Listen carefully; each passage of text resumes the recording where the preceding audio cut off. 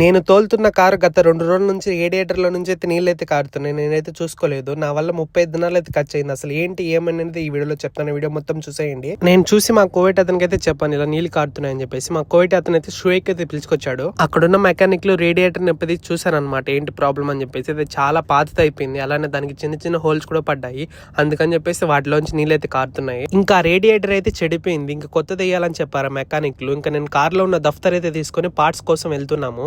దఫ్తర్ అంటే ఏంటంటే car details మొత్తం అన్ని దీంట్లో ఉంటాయన్నమాట. దఫ్తర్ ను చూసి అక్కడ పార్ట్లు అయితే మనకి ఇస్తారు. మొత్తానికైతే రేడియేటర్ అయితే కొత్తదైతే తీసుకొచ్చేసాం అనమాట. ఇంకైతే లోపలైతే బిగించాలి కార్ కి. నేనైతే అక్కడున్న మెకానిక్ ని అయితే అడిగాను ఇది డ్రైవర్ వల్ల ఏమైనా ప్రాబ్లమ్ అయిందా అని. అతనైతే డ్రైవర్ వల్ల ప్రాబ్లం ఏం కాదు, ఇది పాతది ఓల్డ్ది చెడిపోయింది అని చెప్పేసి చెప్పారనమాట.